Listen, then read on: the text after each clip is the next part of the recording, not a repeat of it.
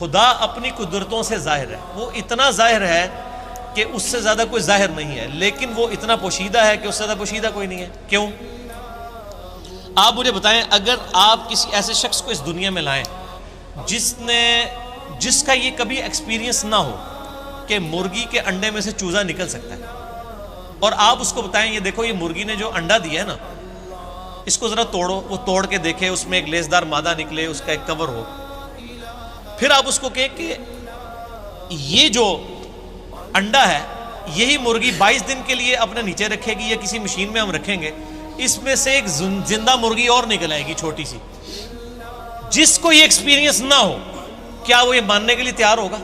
نہیں مان سکتا۔ اگر کسی شخص کو یہ درخت دکھائیں اور کہیں یہ درخت دیکھ رہے ہو، ہاں جی ہے، اس کا ایک بیج توڑیں جو اس میں سے یعنی پھول میں سے نکلتا ہے، اس کو کہیں گے جی یہ جو بیج ہے نا، اس بیج کو جب میں زمین میں بوؤں گا نا تو یہ اس سے 6 ارب گنا بڑا درخت بن جائے گا اسی بیج میں سے نکل کے۔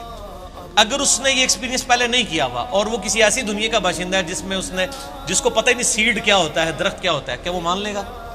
Not at all. تو کائنات میں جتنے فزیکل فینومینا آف نیچر ہیں یہ سب کے سب اتنے بڑے بڑے معجزات ہیں، لیکن ہم ان معجزات کے عادی ہو چکے ہیں، چونکہ ہم بچپن سے دیکھ رہے ہیں کہ مونسون میں بادل آتے ہیں، بارش برستی ہے، ایسا ہم کہتے ہیں ایسا ہی ہوا کرتا ہے، لیکن سائنس نے اپنی عاجزی مان لی ہے۔ سائنس 3 کوسچنز کے ساتھ ڈیل کرتی ہے، ایک سے اس نے ہاتھ اٹھا لی ہیں، 2 پہ وہ کہتی ہے ہاں ہماری یہ فیلڈ ہے، وائی، وٹ اور ہاؤ۔ وائی، وٹ اور ہاؤ۔ پہلی چیز ہے وٹ، کیا؟ ہم کہتے ہیں زلزلہ آیا، کیا ہوا؟ زلزلہ آیا۔ سائنس سے جب پوچھتے ہیں کہ یہ زلزلہ کیوں آیا، وائی، تو وہ کہیں گے ٹیکٹونک پلیٹس کی ڈسٹربنس کی وجہ سے۔ جب ہم ان سے پوچھتے ہیں کہ یہ ٹیکٹونک پلیٹس جو ہیں یہ ڈسٹرب کیوں ہو جاتی ہیں، ان کا ٹائم فریم کیسے سیٹ ہوتا ہے کہ انہوں نے ابھی اسی وقت ڈسٹرب ہونا ہے، وہ کہتے ہیں یہ تو ہاؤ والا سوال ہے، کیسے؟ It is physical phenomena of nature, یہ قانون قدرت ہے، یہ ایسا ہی ہوا کرتا ہے۔ ہر چیز کے اینڈ پہ آپ کو سائنس ایک ہی جواب دے گی، فزیکل فینومینا آف نیچر، قانون قدرت۔ وہ اس کو مانے ہوئے۔ مدر نیچر کیوں کہہ رہے ہوتے ہیں؟ مدر نیچر، تو کیا یہ مدر نیچر نے سارے قوانین خود بنائے ہیں؟ ہم جب کوئی ڈسکوری کرتے ہیں، لوگ پرانے زمانے کے لوگ نا، جب ان کو بتایا جاتا ہے انڈے سے چوزا نکلتا ہے، بس ان کا اتنا ایمان تھا۔ اب سائنس نے اور ترقی کی، انہوں نے کہا جی اس طریقے سے اس کے اندر زندگی موجود ہوتی ہے، یہ ہوتا ہے، یہ سٹیجز طے کرتے کرتے ایک خاص حد تک یہ آگے جاتے ہیں، اینڈ پہ جا کے جواب کیا ہوتا ہے؟ It is physical phenomena of nature. Matter کیسے بنایا؟ اچھا جی، matter can never be created not be destroyed, first law of thermodynamics. Mass can never be created not be destroyed, یعنی میس کی جو کنزرویشن کا نظریہ ہے وہ انہوں نے مان لی، پیدا ہم کر ہی نہیں سکتے، ہاں ایک فارم سے دوسری فارم میں بدل سکتا ہے، پیدا نہیں کر سکتے، کیونکہ وہ کریشن ایکس نہیں، لوگ ان کو پتہ ہی نہیں کہ یہ بھی کوئی چیز ہوتی ہے۔ وہ کہتے ہیں بس سب کچھ تھا، اب آگے چلیں۔ ہم کہتے ہیں وہ سب کچھ تھا، اس سے پہلے کیا تھا؟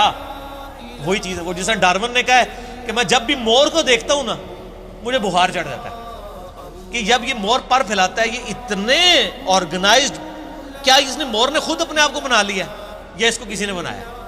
اگر کسی نے بنایا ہے تو کریٹر کا کانسیپٹ تو الٹیمیٹلی، پھر آخری جو کوسچن تھا وہ گاڈ کو کس نے کریٹ کیا، اس پہ میرا وہ لیکچر تھا، ہو کریٹڈ گاڈ، اور جدید شیطانی وسوسوں کا تحقیقی جائزہ، an intellectual reply to professor Richard Dawkins جو آکسفورڈ کے پروفیسر ہیں، ان کی کتاب دا گاڈ ڈیلوژن جو اس وقت ٹیکسٹ بک سمجھی جاتی ہے ایتھیزم کی، اس کے جواب میں میرا وہ لیکچر تھا۔ پھر میں نے اس میں میتھمیٹیکلی اس چیز کو ثابت کیا، جتنے فزیکل فینومینا آف نیچر ہیں یہ صرف ایکسپلین کرتے ہیں یہ چیز کیسے ہو رہی ہے، لیکن یہ اس کی اوریجن کیا ہے؟ سورج مشرق سے نکلتا ہے، یہ ایک انفارمیشن ہے، اس انفارمیشن نے سورج کو پیدا نہیں کیا۔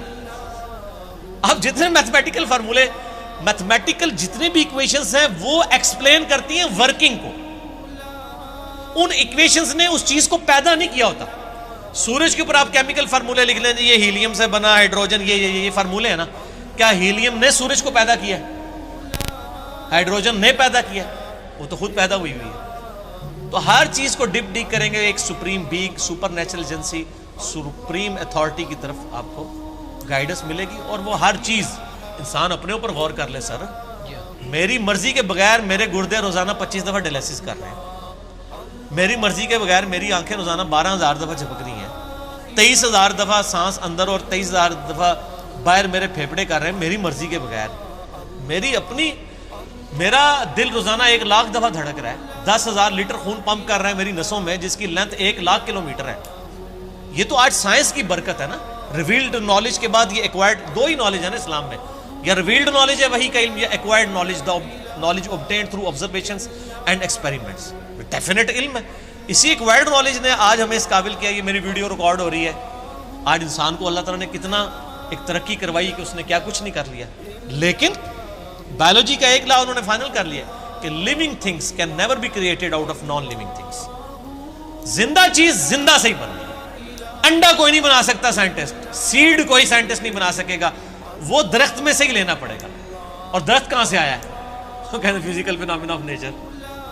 درخت کو ماننا پڑے گا پھر آگے چلے گی آپ. تو آپ نے جس چیز کو پہلے مان لیا ہوا ہے نا، اصل میں اس کو ڈیپ ڈیک کریں گے نا تو اس کے بنانے والا ہے. ٹھیک ہے نا. تو یہ خدا ظاہر ہے، لیکن وہ باطن اس لیے کہ ان الذین یخشون ربهم بالغیب لهم مغفرۃ واجر کبیر.